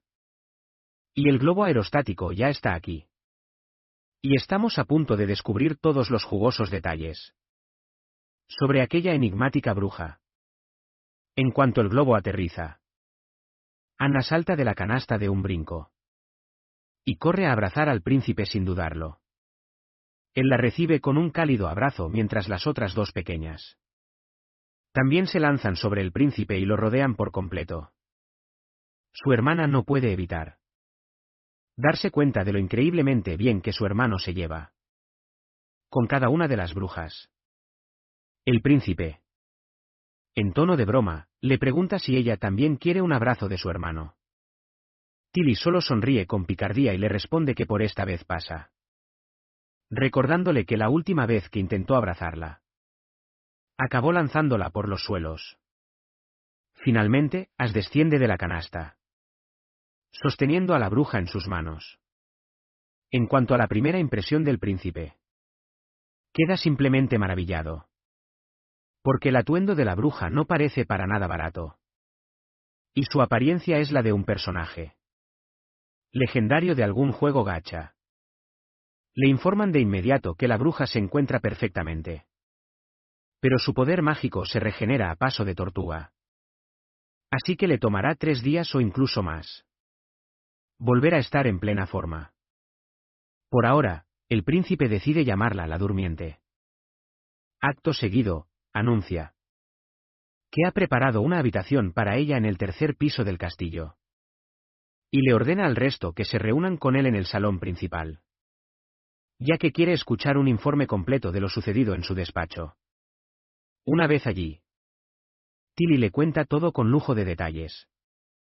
Y cuando termina su relato, él no puede evitar admitir para sus adentros que él mismo no habría sabido cómo reaccionar ante una situación semejante. La determinación de Tilly lo deja impresionado, especialmente por cómo eligió a las brujas para crear un equipo sin fisuras. Entonces, le pregunta a su hermana si cree que aquel gusano gigante podría estar relacionado con los diablos. Ella responde que no es algo que se pueda descartar, ya que su apariencia era totalmente distinta, y podría tratarse de otro tipo de bestia demoníaca. Esto podría significar que los diablos son como los humanos, y los demonios, sus perros de caza. Ella está convencida de que algunos de estos monstruos simplemente siguen las órdenes de los diablos y les sirven para cumplir sus objetivos. El príncipe está de acuerdo con su teoría en parte, pero hay algo que no le termina de encajar. A ver, si los diablos no pueden dominar el continente por las limitaciones que les impone la niebla roja, ¿por qué no se dedican a hostigar a los 4 reinos con sus demonios durante todo el año? ¿Por qué esperar siempre a que llegue el invierno? También recuerda que el lobo y los híbridos de león del año pasado eran notablemente más astutos que el resto de las bestias. Si la inteligencia es algo que adquieren con el tiempo, resultaría prácticamente imposible que los diablos lograran domesticar a la otra raza. Tilly añade entonces que el ruiseñor del enemigo que encontraron fuera de la cueva es un motivo de mayor preocupación. Porque un demonio con la capacidad de ocultarse a plena luz del día es aterrador. Y moverse en sigilo pueden atravesar cualquier defensa. El escaso conocimiento que tienen sobre los demonios convierte esto en un enorme problema. Y no tienen ni la menor idea de cómo enfrentar a enemigos de esa naturaleza. El príncipe asiente, totalmente de acuerdo. Y añade que si Nightingale no lo hubiera presenciado con sus propios ojos, ni él mismo se atrevería a creer que algo así pudiera existir.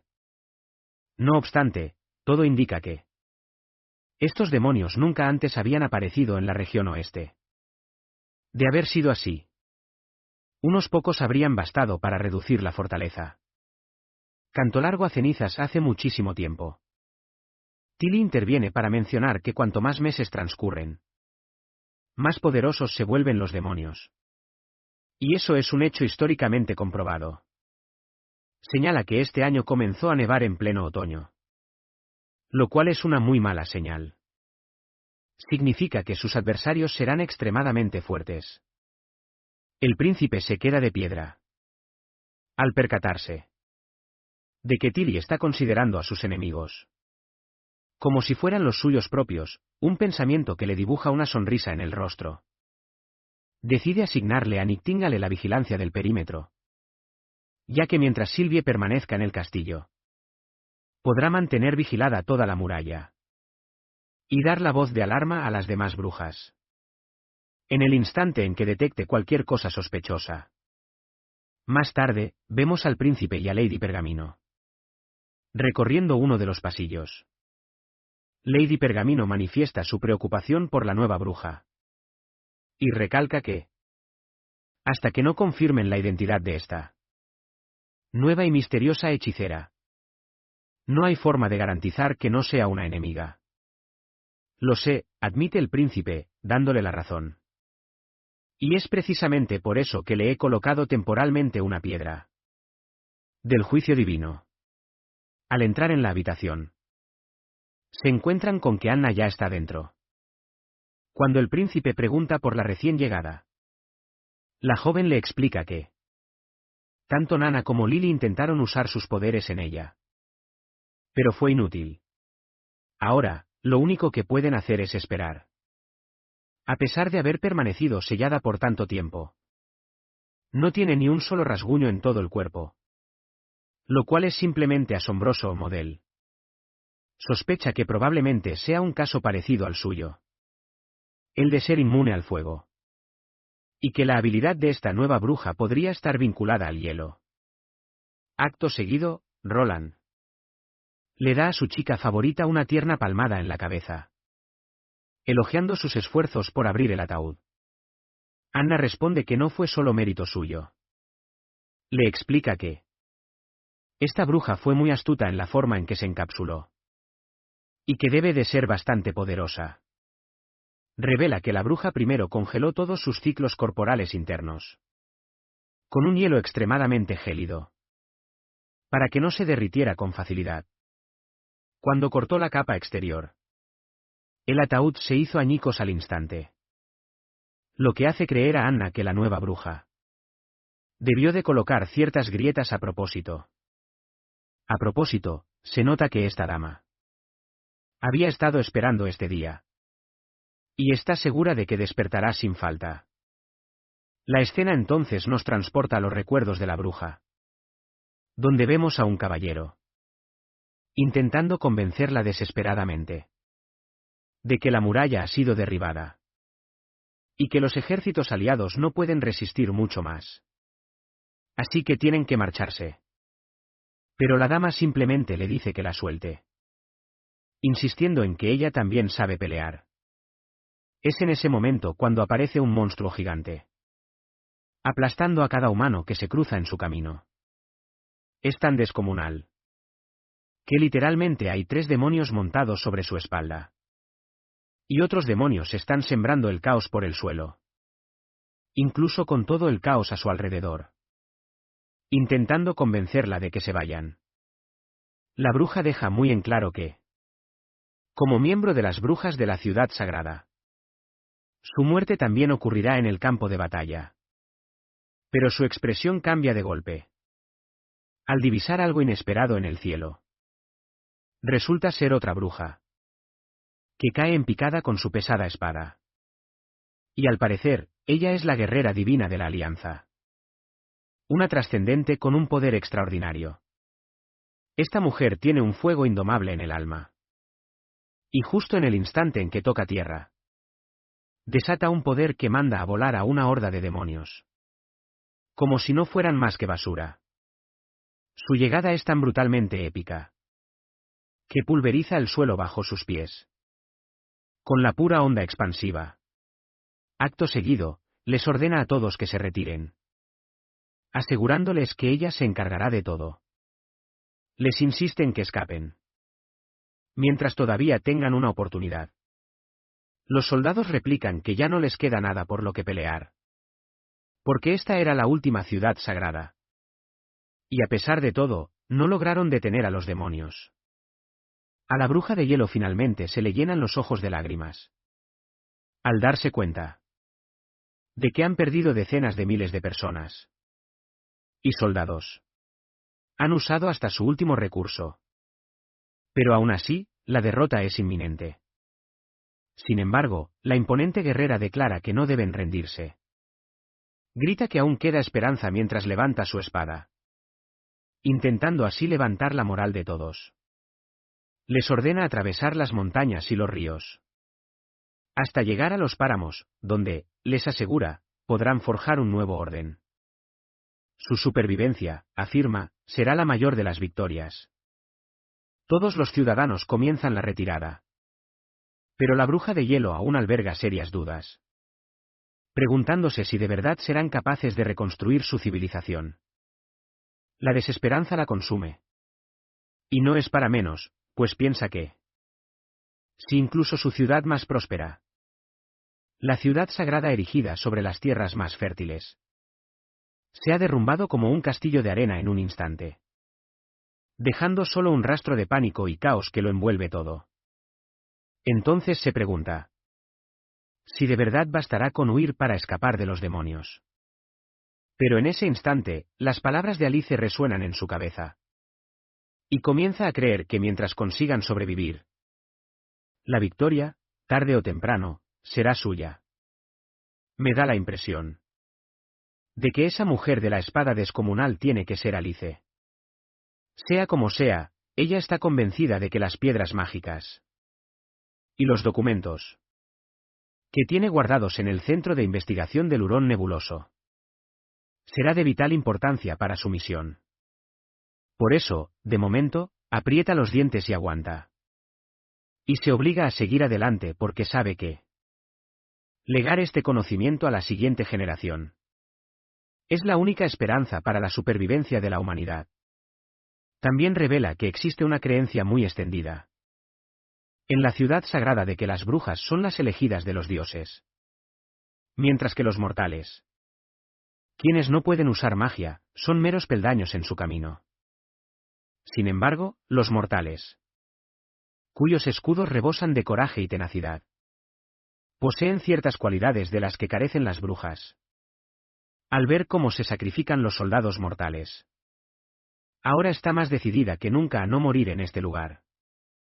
Ella es consciente de que debe garantizar la seguridad de los datos y los hallazgos. Atraviesa montañas y ríos, mientras los demonios le pisan los talones. Cuando finalmente llega al laboratorio de investigación del bosque brumoso, encuentra la misma piedra mágica. La toma y se dispone a transmitir el mensaje. Pero en ese preciso instante los demonios irrumpen en la sala. Uno de ellos le arroja una lanza a una velocidad divina. Pero ella reacciona al instante usando sus poderes gélidos para protegerse. Atrapada en una barrera, sola dentro del hielo. No sabe si está viva o muerta. De repente, una luz brillante comienza a destellar. Y el velo de oscuridad se desvanece en cuanto abre los ojos. De vuelta en el mundo real. Wendy y Anna se animan al ver aquello. Y le gritan a su Alteza que la joven ha despertado. La bruja de hielo lo escucha. Y se pregunta por qué utilizan un tratamiento tan anticuado y arcaico para dirigirse a alguien. Todo parece indicar que esta joven podría provenir de una era mucho más avanzada. Pero quién sabe, tendremos que esperar para descubrirlo. Rápidamente la rodean. Y el príncipe le pregunta cómo se encuentra. Pero la primera pregunta que hace la joven es ¿dónde está? El príncipe le revela que se encuentra en pueblo fronterizo, en la región oeste del reino de Castillo Gris. Y que él es el cuarto príncipe de Greycaster, Roland Wimbledon, quien procede a presentar a todas las jóvenes como integrantes de la Asociación de Brujas. Y acto seguido, le pregunta si recuerda alguna cosa. La mujer se siente completamente sobrepasada. Escuchar todo aquello es lo último que se habría imaginado. Lugares totalmente desconocidos. Épocas irreconocibles y gente que jamás ha visto. No tiene ni la más remota idea de qué es esa tal asociación de brujas. Pero, como mínimo, siente un gran alivio al saber que está entre brujas. Al fin y al cabo, son de su misma estirpe. También le resulta muy extraño ese título de príncipe. Y no puede evitar pensar para sus adentros que ese título debe ser de la época de la Primera Guerra Divina. Una guerra que ocurrió hace siglos. Su cabeza da 1000 vueltas. Justo cuando se percata de que quizás ha regresado a una era anterior al gran conflicto. Se pregunta si los dioses le habrán concedido una segunda oportunidad para poder prepararse y salvar la ciudad santa. Pero esa sola idea le parece totalmente absurda. Anna nota que la mente de la joven es un completo torbellino de ideas. Y el príncipe coincide con ella. Pero justo en ese momento, la bruja de hielo se incorpora de repente. Y los bombardea con un montón de preguntas. Les pregunta si ellos la rescataron. Si los demonios han sido derrotados, si es que ganaron la guerra. ¿Y qué ha sido de la ciudad de Tequila? El príncipe se toma un instante para recuperar la compostura, sorprendido por la avalancha de preguntas repentinas. Y acto seguido, le cuenta que la encontró en el sótano de una torre de piedra. En una torre. La bruja de hielo, sin dudarlo, aparta la mano de Wendy de un manotazo. A pesar de que la chica solo intentaba darle algo de consuelo. Con aire de superioridad, piensa para sí misma que por lo general no le da importancia al estatus social. Pero se siente tratada con una condescendencia insultante. Al ser interrogada por alguien que considera de una clase inferior. Si se atrevieran a hablarle con esa familiaridad a Alice, las consecuencias de tal atrevimiento serían nefastas. Haciendo a un lado su arrogancia, finalmente decide presentarse. Su nombre es Agatha. Una bruja del gremio de investigaciones de Tequila. Luego señala que si ya han transcurrido 450 años. ¿Acaso significa que los humanos han estado combatiendo a los demonios durante todo este tiempo? El príncipe le aclara que ha estado dormida durante muchísimo tiempo. Por lo que es posible que las cosas sean muy distintas a como ella las recuerda. Si se encuentra bien, podrán explicarle todo. Lentamente, Agatha responde que está dispuesta a escuchar. Con eso, el príncipe le pone al corriente de toda la situación. Y le recuerda una vez más que en este momento se encuentran en Villa Fronteriza, la cual pertenece a la región oeste del Castillo Gris. Uno de los 4 grandes reinos. A la bruja todo esto le parece un completo disparate. Y asegura que los 4 reinos de los que habla no son más que un páramo desolado, sin ningún valor para ser desarrollado. Añade que el concepto de reyes y élites es una estructura arcaica que desapareció con la Primera Guerra Divina. Le parece totalmente ridículo que las brujas estén siendo perseguidas por mortales. Y pregunta quién se atrevería a semejante cosa. Acto seguido, intenta usar sus poderes mágicos con rapidez. Pero al no ocurrir nada, retira las sábanas de un tirón. Y se da cuenta de que hay una piedra divina del juicio posada sobre sus pies. Al verla, entra en pánico. Y grita que todos en ese lugar están locos. Luego, se dirige a las otras brujas, preguntándoles por qué ayudan a un simple mortal a defenderse de una trascendente de alto rango. Les recuerda que el uso de cualquiera de esas piedras es terminantemente ilegal, según las leyes de la Alianza. El príncipe se golpea la cara con la mano, porque era exactamente lo que se temía que pasaría. Pero Wendy lo calma, asegurándole que ella se encargará. Se acerca a la recién llegada. Se presenta como Wendy. Y le dice que las cosas no son como ella cree.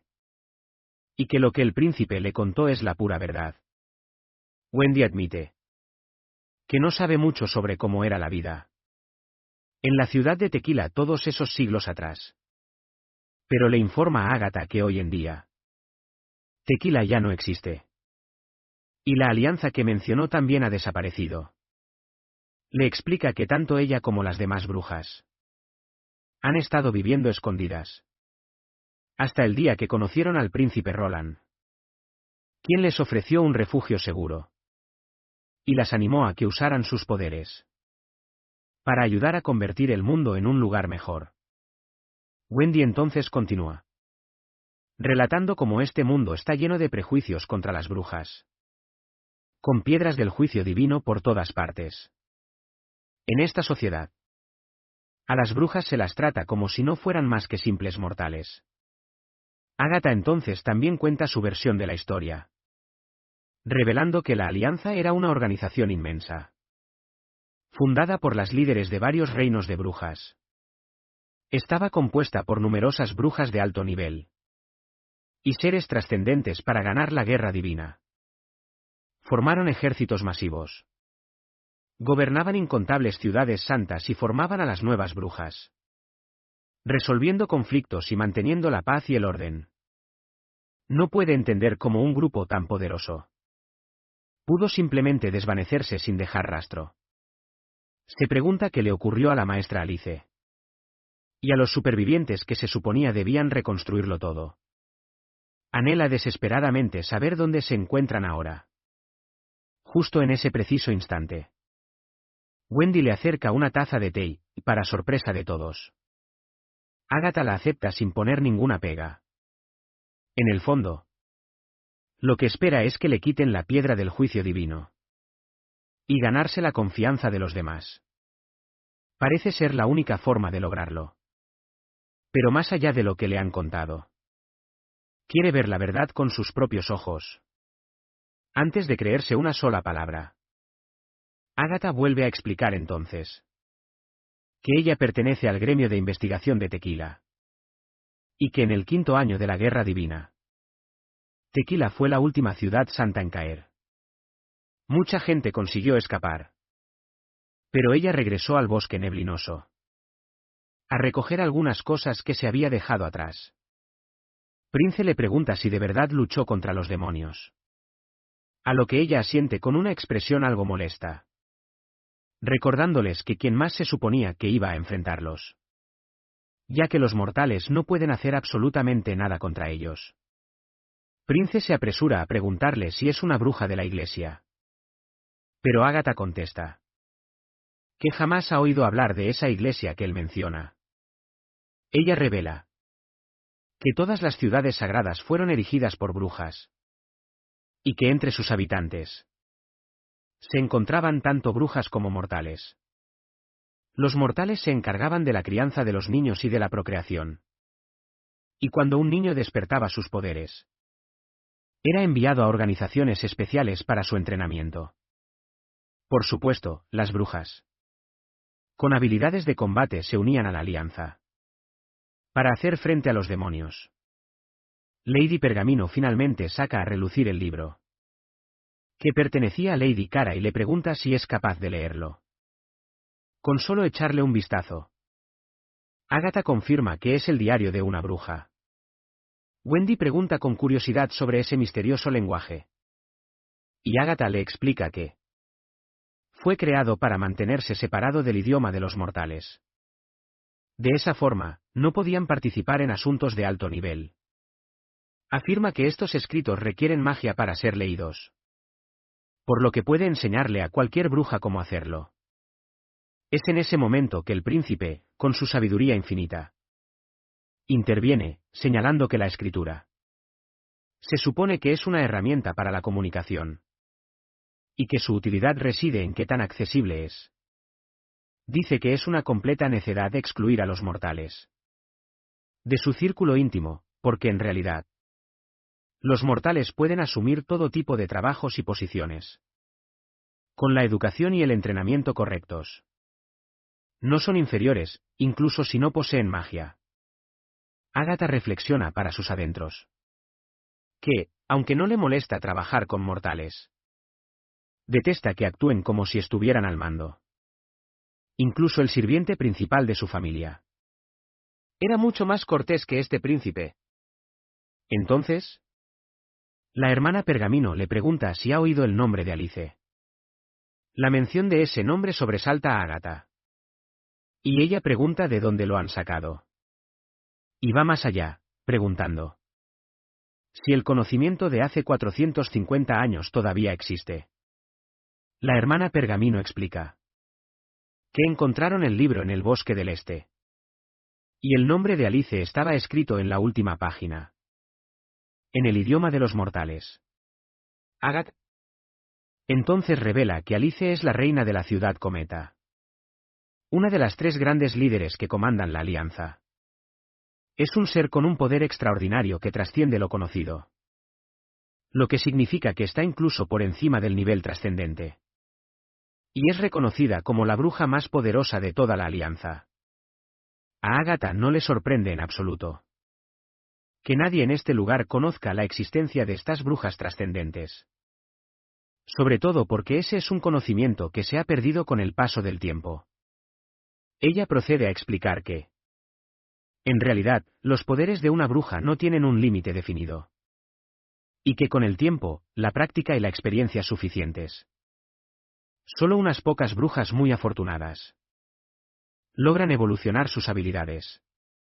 Hasta convertirlas en algo absolutamente increíble. A este fenómeno se le conoce como el despertar superior. Y no existe un tope para su crecimiento. Su desarrollo no siempre es tangible o predecible. Y hablando del despertar, Prince recuerda que ellos tienen a 4 brujas que ya han alcanzado ese estado. La noticia deja a Ágata en shock, le parece algo increíble. Y pregunta cuántas brujas forman parte de la unión en total. Wendy le responde que son solo 10. Y esta revelación deja a Ágata aún más perpleja. Le parece una completa y absoluta locura. Que 4 de un total de 10 brujas hayan despertado sus poderes. Intenta explicarles entonces que las brujas que logran evolucionar sus poderes no son cualquier cosa. Son consideradas las elegidas por los mismos dioses. Y que su existencia es casi legendaria. Es en ese momento que Prince le hace una seña a Anna para que dé un paso al frente. Y ella obedece, lista para demostrar de lo que es capaz. Ágata no puede evitarlo. Y piensa que Anna se ve demasiado joven como para tener la experiencia suficiente. O el conocimiento para ser una bruja que ha despertado. Al principio, Anna muestra su poder de fuego. Y Ágata confirma que se trata de una habilidad de llamas. La cual es bastante común, sin embargo. Prince le advierte que eso no es todo. Ya que esa es solo la habilidad con la que Anna comenzó. Acto seguido, Anna revela la segunda fase de sus habilidades. Al solidificar sus propias llamas. Creando un cubo perfecto hecho de puro fuego. Ágata se queda oficialmente con la boca abierta. Mientras tanto, Prince le pregunta con total naturalidad si esto podría considerarse un despertar de nivel superior. Ágata reflexiona sobre cómo la ciudad santa ya no existe. Y que la alianza ha sido aniquilada. Se supone que los poderes de las brujas deberían estar en declive. Debido a la falta total de entrenamiento y orientación. Por lo que una bruja joven que despierta 2 veces no es algo que pueda atribuirse a la simple suerte. También siente una mezcla de envidia y asombro al recordar que ella misma ascendió a los 26 años. Y aún así era considerada todo un prodigio. Escuchar a este chico decir que tiene a otras 3 como Anna la hace sentir completamente descolocada. No puede evitar pensar en la increíble suerte que tiene. Es como si fuera el mismísimo dios del gacha con tantas brujas de categoría súper rara. Es algo simplemente increíble. Al final, cede y admite que las habilidades de Anna sí que cuentan. También reconoce el estatus del príncipe como su alteza. Y le pregunta a qué edad despertó Anna. El príncipe se queda un poco perplejo por un momento al oír que se dirige a él por su título. Pero enseguida se pone a darle palmaditas a su chica predilecta. Y le explica que el primer despertar de Anna ocurrió cuando usó su magia para defenderse de los demonios. Y que el segundo fue fruto de su educación. Por supuesto, Ágata se queda desconcertada y pregunta: ¿a qué clase de educación se refiere? El príncipe se muestra muy cercano y entusiasmado, diciendo que de eso ya hablarán más tarde. Pero que primero quiere saber en qué consistían las pruebas del castigo divino de Alice. Ella le explica entonces que Alice poseía un poder descomunal.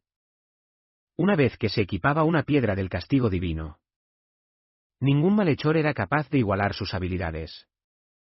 Sin embargo, el número de seres extraordinarios y trascendentes era demasiado reducido, lo que les hizo perder acceso a una gran diversidad de poderes de bruja. Según los registros de la Alianza, siempre aparecía una bruja de tipo combate por cada 10 brujas que surgían. Y la misma proporción se aplicaba a las brujas trascendentes. De entre ese ya escaso número de brujas de combate, era imposible predecir cuántas lograrían ascender.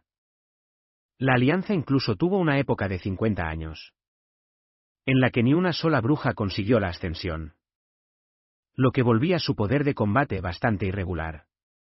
Prince no tarda en comprender que no todos los mortales podían convertirse en brujas, que no todas las brujas eran combatientes, y que, incluso entre las guerreras, no todas eran poderosas. Ágata asiente, revelándole que, aunque la Alianza formó un ejército de mortales, equipados con las piedras del castigo divino, no fueron rivales para los aterradores demonios. En aquellos tiempos tan desesperados, Alice le ordenó a todo el gremio de eruditos que investigara la manera de llevar a los guerreros humanos a su límite absoluto. Ágata está convencida de que Alice consiguió un avance crucial con sus experimentos, y que dejó todas esas notas caóticas en este diario. Cuando Prince le pregunta si ella no era parte del gremio en esa época, Ágata le explica que se marchó justo después de que Alice diera esa orden. En su lugar, montó su propio centro de investigación en el bosque nebuloso. Alice encontró el camino correcto rápidamente, el cual consistía en usar las piedras del castigo divino para fusionar los poderes de los mortales con los de las brujas. Sin embargo, dicho proceso requería sacrificar la vida de las brujas, algo que para Ágata era totalmente inaceptable. Ella creía firmemente que Alice debió haberse enfocado más en liberar todo el potencial de la piedra, en vez de tratar a las brujas como si fueran piezas desechables. En una búsqueda desesperada de más poder, tanto Prince como Tilly se quedan helados al escuchar sobre el tema del sacrificio. Ágata comenta que Alice no tuvo más remedio que recurrir a algo tan bajo, pues el destino de Taquila estaba en juego. Pero con la alianza ya disuelta, lo más seguro es que ese método se haya perdido. Y probablemente no vuelva a surgir en el futuro. Es en ese instante que Prince revela que el ejército del castigo divino todavía existe. Semejante revelación la deja totalmente impactada.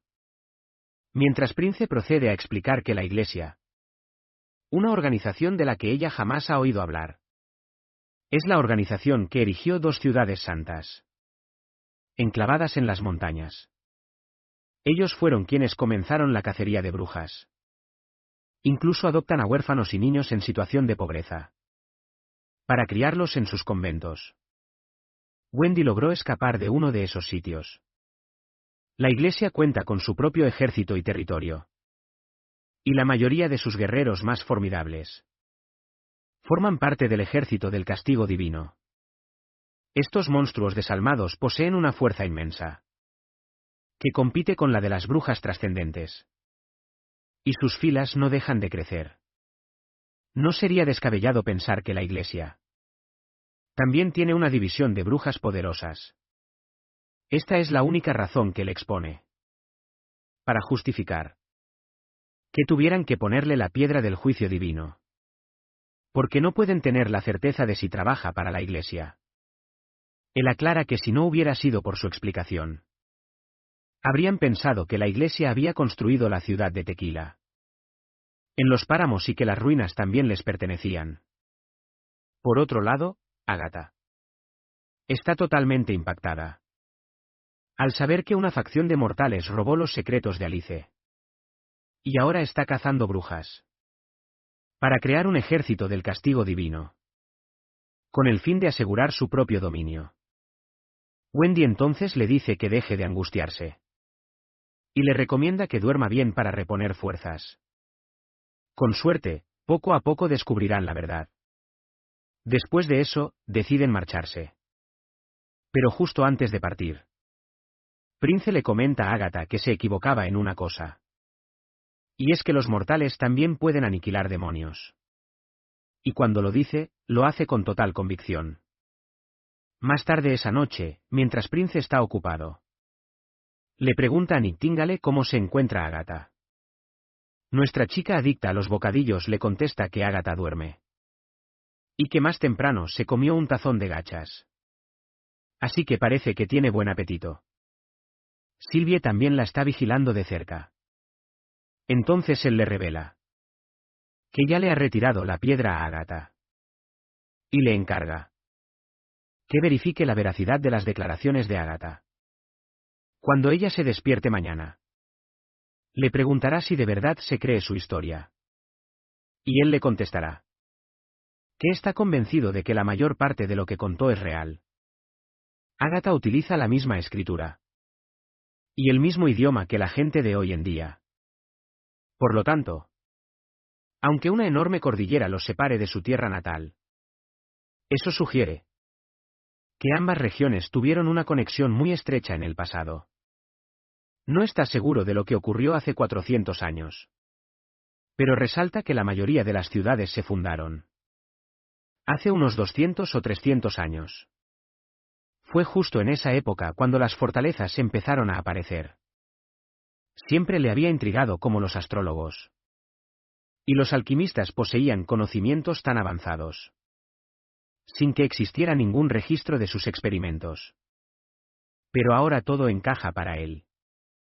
Los supervivientes de la Alianza seguramente escaparon a esta región, trayendo consigo su lengua y su civilización. Debieron de ser ellos quienes ayudaron a la gente de aquí a establecer sus gobiernos y a construir sus fortalezas y ciudades durante ese tiempo. Nightingale le pregunta por qué está tan seguro de su teoría. Bromea diciéndole que, si se equivoca, le deberá un almuerzo de lujo al día siguiente. El príncipe, siguiéndole el juego, contraataca. Le pregunta qué ocurrirá si es ella la que está equivocada. Ella responde con una sonrisa pícara y le dice que le concederá cualquier cosa que él desee. Tras esto, él regresa a sus estudios, mencionando que todavía le queda mucho por organizar.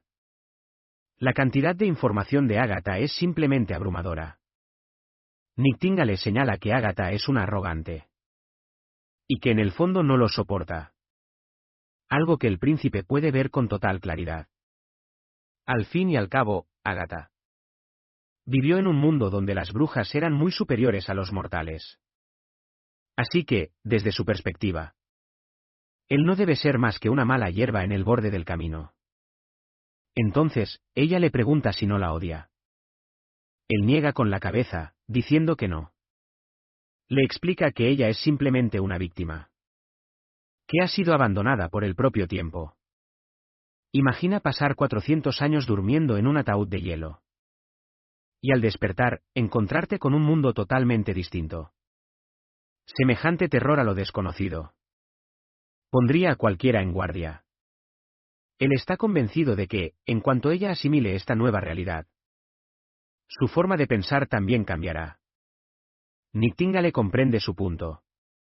Y afirma que, en realidad, ya se imaginaba que diría algo por el estilo. Sin embargo, le da su palabra. De que no permitirá que Agatha lo insulte bajo ningún concepto.